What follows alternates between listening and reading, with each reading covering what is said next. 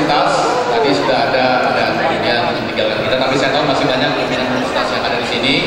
Yang terhormat Bapak Ibu pimpinan daerah yang ada di sini.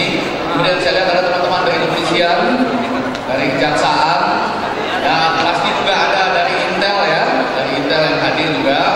Kemudian teman-teman wartawan semuanya, serta tentunya yang paling saya hormati dan yang saya cintai, teman-teman mahasiswa Universitas Tadulako.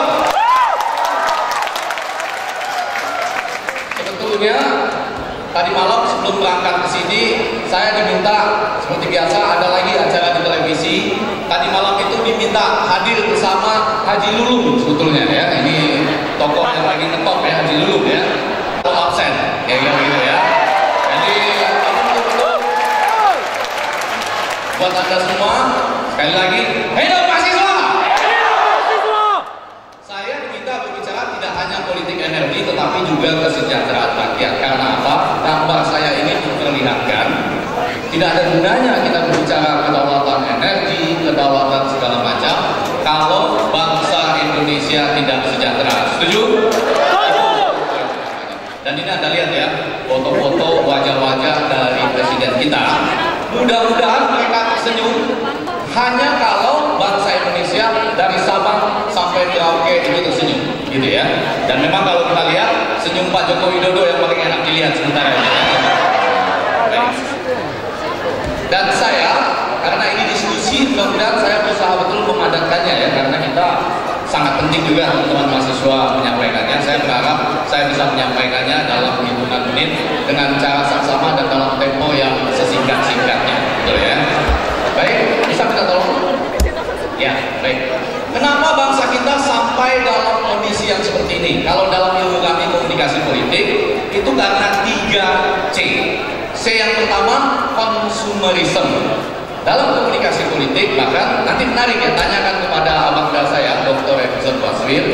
Katanya, jangan-jangan pemilihan umum kita itu ada sponsornya. Konsumerisme. Sampai pemilihan umum pun biayanya sangat besar. Pemilihan presiden kita yang kemarin itu, sponsornya adalah Blok Cepu dan kawan-kawan katanya. Tanyakan kepada dia nanti ya. Tetapi biaya mahal sama seperti kita menjual produk-produk konsumer. Tidak ada bedanya ya, menjual kecap dan lain sebagainya. Kemudian yang bisa menjadi tokoh adalah selebriti. Selebritisasi jauh di atas kemampuan. Kadang-kadang orang tidak tahu persis kemampuannya, tetapi selama dia menjadi selebriti, maka rakyat memilihnya. Tetapi C yang ketiga adalah sinisisme. Dengan cepat harapan yang melambung-lambung, promosi dan iklan kampanye yang begitu besar yang tidak disertai dengan pemenuhan harapan rakyat akan segera memunculkan C yang ketiga, sinisme. Disitulah kita butuh mahasiswa untuk mengembalikan amanat penderitaan rakyat. Nah, lalu mahasiswa dan kita semua akademisi harus muncul dengan solusi-solusi. Saya misalnya seorang diri maju ke Mahkamah Konstitusi untuk meminta pemilu serentak, dan itu berhasil sudah dikabulkan, tetapi ditunda ke tahun 2019. Apa untungnya pemilu serentak misalnya pada tingkat pemilu nasional, yaitu pemilu presiden harus dilaksanakan bersamaan dengan pemilu DPR dan DPD ya. Untuk sementara masih ada gabungan dengan DPRD 1, tetapi saya berharap nanti DPRD 1, 2 dan kepala daerah itu digabung bersama-sama. Kita tidak akan jatuh ke dalam yang disebut divided nation. Kalau seperti sekarang, sejak awal pilihan kita hanya 2, Jokowi atau Prabowo pada waktu itu ya. Banyak akibatnya. Ada orang yang pacaran Pak putus gara-gara yang satu milih Jokowi, yang satu milih Prabowo. Betul ya? Terjadi. Di antara satu rumah tangga ada istrinya yang terus menonton Metro TV, suaminya nonton TV One. Itu berbahaya. Ya. Dan di media sosial sangat sering terjadi ya, unlike, dislike, delay dan segala macam di media sosial terjadi ya. Dan jangan lupa, kalau kita melaksanakan pemilu yang serentak ini, bangsa kita bisa hemat dalam hitung-hitungan kami minimal 6-10 triliun. Jadi kalau ada sekarang yang mengatakan tiap partai politik kita berikan dana dari APBN 1 triliun setiap tahun, menurut saya keliru. Dari penghematan pemilu serentak saja, kita bisa dapat minimal 6-10 triliun. Kalau ada 12 partai politik, 6 triliun saja dibagikan bagi 12 partai politik, maka masing-masing partai politik mendapat 500 miliar ya selama 5 tahun, atau dalam 1 tahun mereka mengelola dana 100 miliar masing-masing partai politik untuk pendidikan politik dan pendidikan kader-kadernya, untuk pendidikan para pemilih juga, sehingga tidak ada lagi partai yang rame-rame berkelompok di badan anggaran yang mengurus impor sapi sampai, mohon maaf, kitab suci dan lain segala macam. Jadi mereka konsentrasi pada pembangunan politik kita. Bisa terus? Nah, ini juga ada bapak-bapak kepolisian Republik Indonesia di sini, kejaksaan dan lain-lain. Kita harus menuju kepada transparansi bagi bangsa ini. Ya, dalam konteks apa? Kita memuji KPK karena apa? Karena KPK, bapak-bapak dan ibu-ibu, dan teman-teman mahasiswa dari sumber minerba ini mengklaim sudah bisa menyelamatkan keuangan negara Republik Indonesia setidaknya sekitar 250 triliun. Tepuk tangan dong buat KPK ya. Tentu banyak juga jasa-jasa kepolisian Republik Indonesia dan kejaksaan.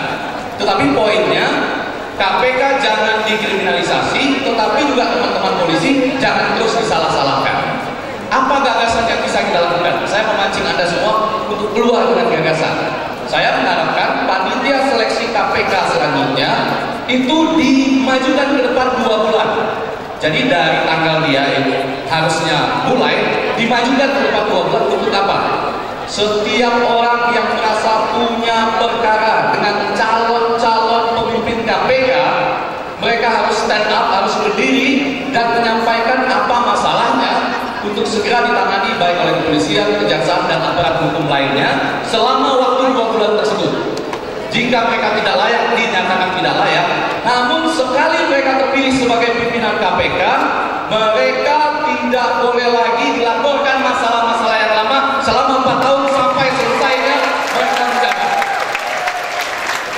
Sesudah itu silakan, tapi selama 4 tahun mereka tidak boleh kita ungkit-ungkit lagi perkara lama yang terkesan sebagai kriminalisasi. Jadi ini jalan-jalan keluar yang bisa ditawarkan oleh akademisi maupun teman-teman mahasiswa. Bisa terus Pak Sony? Ya, saya mengajak kita semua berpikir jernih sekarang ya, beberapa slide saja. Tetapi kalau Anda memikirkan kata jernih, apa yang terlintas di pikiran Anda? Kata jernih apa? Ya, air ya, benar. Air dan jernih. Bisa terus Pak Sony? Ya, air dan jernih ya. Walaupun hati-hati, air yang ada di depan kita ini sebagian besar juga sudah dikuasai oleh modal asing. Ya, air yang ada di depan kita ini. Terus apalagi yang jernih? Pak Sony, terus? Iya, ini juga luar biasa ya. Kita punya alam yang luar biasa jernihnya. Luar biasa, ini seperti tidak ada, ini seperti perahu melayang ya. Perahu melayang, saking jernihnya. Alam kita masih bisa kita selamatkan dalam konteks lingkungan hidup. Bisa, di sini apa? Pemandangan alam yang luar biasa masih jernih apa? Ya, mudah-mudahan saya masih bisa tinggal sebentar dan kesana nantinya ya. Apalagi yang jernih, bisa Pak Sony? Terus, ya, apalagi? Ya, ini juga ya. Poin saya adalah begini. Apa yang jernih menurut orang bisa berbeda-beda. Pikir secara jernih. Bisa terus, Pak Sony? Nah, saya mulai dengan persis sama seperti yang sudah diceritakan tadi. Sejak kapan penjajahan di dunia ini dimulai? Sejak 1000 pada kita saat ini. Silakan, on terus. Bangsa kita bisa mampu bersatu untuk bangkit, jawabannya bisa. Pada tahun 1928 oleh anak-anak muda seperti kita semua, kita kumpul sama-sama, walaupun kita punya sekitar 746 bahasa misalnya, kita tidak pernah ingin mengatakan bahasa Jawa saja yang kita anggap sebagai bahasa nasional kita. Tidak. Kita tidak ingin mengatakan bahasa kelompok tertentu yang menjadi bahasa nasional. Kita memilih bersama-sama bahasa Indonesia. Jadi kalau ada misalnya wakil dari teman-teman di sini apa Kaili ya, dari Kaili, tidak ada yang mengatakan misalnya Yakunaga no bahasa Risi misalnya gitu ya. Jadi kira-kira bahasa saya lah yang paling bagus kita. Tidak. Semua kita satukan untuk mengatakan bahasa Indonesia pada waktu itu. Luar biasa kan? Itu tahun 1928 Bapak. Apa ya? Kita kan buat kita semua yang muda-muda. Apalagi? Bisa kita terus? Ya, Pak Sun. Nah, kalau berbicara total misalnya ya, dengan blok Mahakam dan lain-lain, total itu Prancis kan? Ada Jepangnya dan lain-lain. Kalau berbicara total blok Mahakam dan lain-lain, lihat, kita sudah bisa membangun Borobudur tahun berapa? Tahun 750-an. Mereka membangun Menara Eiffel tahun berapa? 1889. Mungkin sampai sekarang tidak sedikit bangsa lain yang masih terus meneliti bagaimana menyatukan bahu-bahu besar itu bisa sampai menjadi Borobudur. Lemnya dari apa, semennya dari apa, dan lain sebagainya. Jadi bangsa kita tidak mungkin lagi kita diragukan kemampuan kita untuk hal-hal yang seperti itu. Bisa terus Pak Sony? Nah, sekarang semuanya tergantung pada siapa? Pada kita semua intelektual, baik akademisi maupun mahasiswa. Huxley mengatakan apa itu intelektualisme? Adalah orang-orang yang datang belajar di kampus tidak hanya untuk cepat selesai kuliahnya, lalu kemudian mencari jodoh. Mohon maaf. Kalau Anda hanya berpikir seperti itu, IP tinggi, cepat selesai kuliah, cari jodoh, cari pekerjaan, Anda bukan intelektual. Intelektual juga bukan orang lain yang sering menganggap pikiran-pikiran jernih dan cemerlang dari teman-temannya sebagai sesuatu yang absurd. Tidak mungkin kita bisa melawan orang-orang yang teknologinya tinggi. Tidak mungkin hasil karya Anda itu bisa terpakai. Di tingkat nasional pun sering sekali hasil riset mahasiswa dianggap sepele, tidak didukung di negeri ini. Mereka bukan intelektual. Dan yang terakhir, intelektual adalah, nah ini barangkali sering kita lakukan, kita semua yang menyadari kekuatan anak-anak muda, mahasiswa adalah up of power. Rezim pemerintahan manapun, kalau mahasiswanya sudah bergerak atas pertimbangan moral dan kepentingan bangsa, mereka akan jatuh. Itu yang sangat penting ya. Ya terus, nah ini kita harus hemat energi. Saya memberi beberapa contoh praktis buat Anda ya. Kadang-kadang orang mengatakan menciptakan teknologi berarti hemat energi, bukan. Ini boros energi. Dia makan misalnya pakai kipas angin gitu ya. Sementara saya dengan Pak Emerson itu makan lebih dengan tangan kami sendiri. Kalau ini menciptakan kipas angin. Nah, ini ada salah satu contoh hidup yang hemat energi. Bisa terus? Nah, ini hemat energi ya. Ini energi terbarukan ya. Saya khusus memberikan ini buat Anda teman-teman semua yang masih jomblo ya. Ini jalan keluar untuk mengatasi ya energi. Jadi Anda tidak pakai yang ada listrik, tidak pakai, hati-hati loh. Anda punya beberapa handphone segala macam gadget, Anda habiskan waktu dan listrik kita dengan hal yang kecil. Kalau ini aman. Anda bisa pilih ukurannya seperti apa, tingkat nyamannya seperti apa, tidur malam Anda tidak terganggu gitu ya. Anda selalu merasa you will never walk alone kayak gitu ya. Oh. Saya kembali yang serius dan terus. Nah, apa babak baru kita, bapak-bapak dan ibu, teman-teman mahasiswa?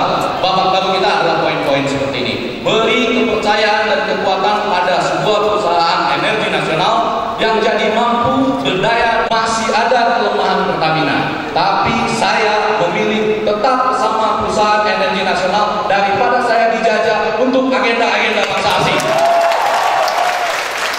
Kita harus membangun kilang, kita harus membangun kemandirian.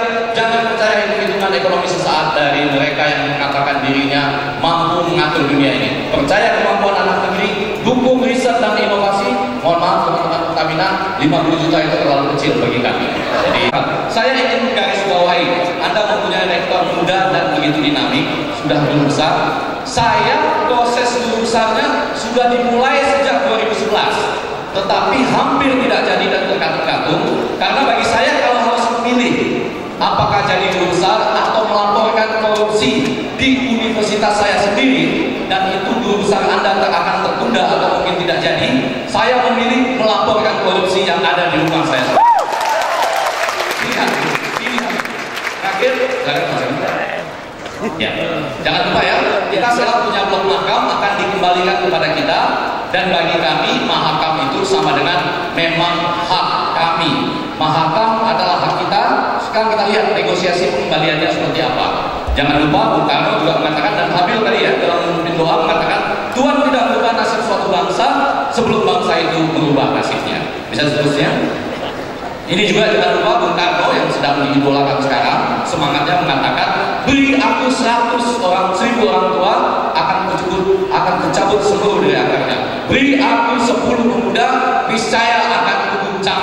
dunia. Kita punya lebih dari 1.000 mahasiswa yang ada di sini ya. Merdeka! Ya, Pak Sen, yakin? Nah, pada itu saya tutup dengan ini.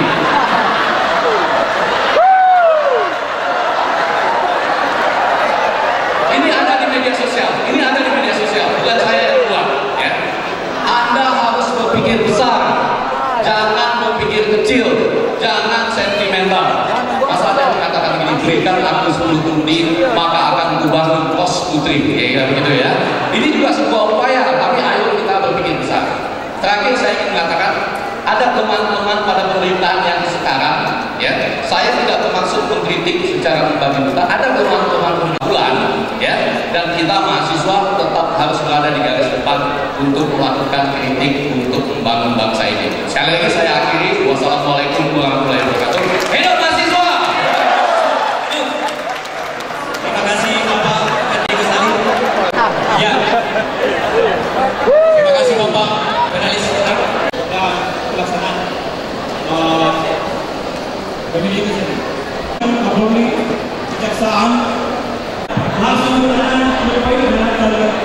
Kemudian di sini ada pemilihan saya yang maju. Oke, karena yang terpilih adalah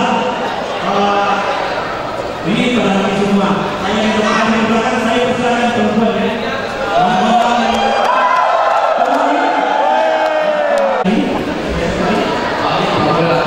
Kalau boleh saya usul masing-masing hanya satu saja sehingga bisa banyak yang dapat. Kalau satu orang menyampaikan 2-3 pertanyaan, teman-temannya nanti nggak kebagian. Oke, masing-masing satu, tapi bisa banyak yang dapat. Terima kasih teman saya. Itu juga saya. Hanya satu pertanyaan dan tutup. Oke? Jadi dari sana sudah kita langsung saja ke sesi pertama. Nanti kita akan buka sesi kedua. Bagi penanya yang masih ingin sekali untuk bertanya, saya silakan kepada saudara sampaikan nama dan bertanya. Kepada siapa bertanya? Oke, terima kasih. Assalamualaikum warahmatullahi wabarakatuh. Pertama, saya termasuk orang yang salah satu orang yang agak sensitif ketika dramatis naik turunnya harga BBM. Kali ini berefek pada harga bahan pokok. Kedua, yang ingin saya tanyakan langsung karena sebenarnya banyak pertanyaan tapi terbatas. Yang ingin saya tanyakan adalah keseriusan Pertamina untuk bagaimana coba mengambil energi yang fosil. Biar energi kita yang hanya terfokus pada minyak dan gas ini bisa diperbaharui. Ini keseriusan pertama. Ini termasuk pada bagaimana kami bisa difasilitasi untuk melakukan riset. Yaitu akan ditambah satu, lahirnya Perpu nomor 2 yang mengatakan salah satu pasalnya menggunakan modal asing yang sebesar-besarnya untuk kesejahteraan bangsa. Ini Perpu yang dikeluarkan sebelum SBY lengser dari Presiden. Dan salah satu pasalnya mengatakan juga bahwa hak guna usaha untuk izin pertambangan, izin perkebunan dikembalikan kepada gubernur. Itu menurut saya melanggar undang-undang.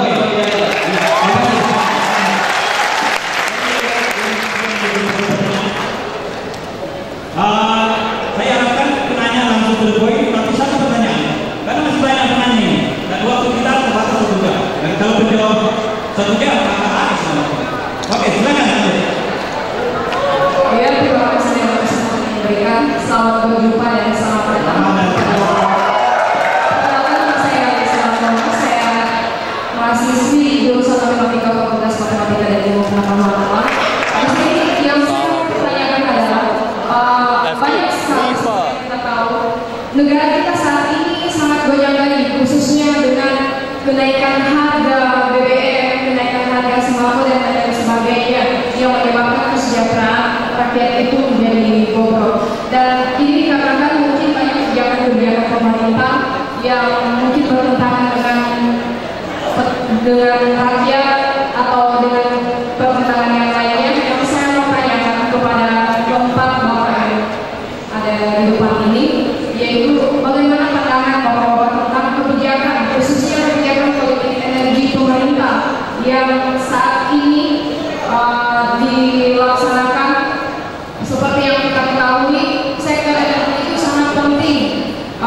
khususnya dalam ekonomisan Indonesia sejak dari dulu sampai sekarang. Saya mau minta pencerahan khususnya bagi kami sebagai mahasiswa supaya kami dalam kedepannya bisa bertindak dan melakukan sesuatu hal itu dengan sebaik mungkin, khususnya misalkan dengan kenaikan harga BBM kami tidak bertindak seenaknya saja melakukan demo, tetapi kami di sini minta pencerahan supaya bisa melakukan sesuatu hal tersebut dengan sebaik mungkin. Dan khususnya lagi terima kasih buat Bang Heri Rahayu. Saya kekurangan salah satu Bapak yang saya ingin menanyakan khususnya kepada Bapak dan Pertamina. Negara Indonesia kan ada hukum tentang proyek tiga. Dalam itu jelas bahwa pemerintah yang setelah itu dikuasai oleh negara.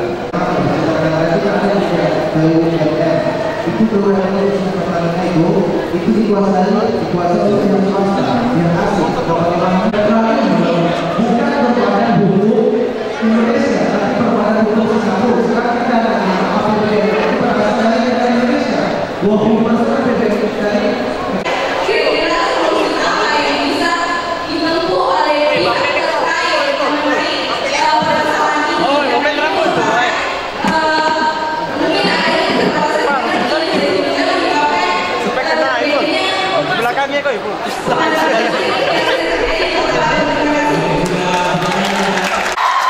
Jadi langsung saja saya tanyakan. Tadi saya tertarik dengan pemateri ketiga bahwa kita pasti akan menghadapi ancaman dari luar, itu pasti. Tapi sangat disayangkan ketika itu ancaman itu dari dalam negeri sendiri atau Indonesia hancur oleh orang-orang Indonesia sendiri. Ya, dalam menghadapi krisis energi ke depannya, apa langkah strategisnya dan hubungannya dengan politik?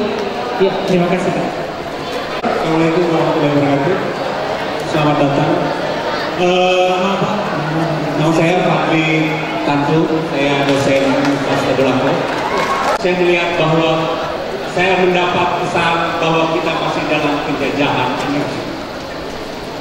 Tetapi pertanyaan kritis saya, mengapa Pertamina membangun kilang-kilang minyak di negeri seberang, tidak mengambil kilang-kilang minyak yang ada di negeri kita, padahal kilang minyak di negeri kita itu sangat besar potensinya berikan penjaga dengan sengaja. Yang kedua, satu-satunya dan mahasiswa saya tidak akan membelanya bahwa kasus KPK dan polisi itu ada persoalan energi di belakangnya. Saya minta penjelasan dari bapak-bapak yang depan, karena saya melihat setelah ada 10 subversi itu, maka saya curiga berat bahwa kasus-kasus KPK ada bermain mereka mafia migas dan karena itu saya kira mahasiswa akan berada di belakang kasus itu akan membela KPK. Terima kasih. Silakan dulu, kita akan masuk sesi berikutnya jika ada waktu, karena ini masih dijawab lagi kan. Oke, terima kasih. Baik, terima kasih. Assalamualaikum warahmatullahi wabarakatuh. Nah, aja pertanyaan saya tidak buru-buru kayak Tolong dipelan tapi jelas. pertanyaan saya tidak muluk-muluk kayak pertanyaan teman-teman saya yang lain. Itu tentang logo Pertamina itu sendiri. Tadi ada lambang kuda liar, terus apalah segalanya perubahan dari pertama ke kuda liar, kuda laut. Kelapa bikin program namanya Olimpiade Sains Nasional untuk mahasiswa seluruh Indonesia. Jadi teman-teman nanti di situ bisa bertanding matematika, fisika, kimia, biologi. Jadi silakan bertanding, nanti yang terbaik akan diundang di Jakarta dan hadir di dalam ulang tahun Pertamina tanggal 10 Desember. Kemudian untuk Pertamina tadi dari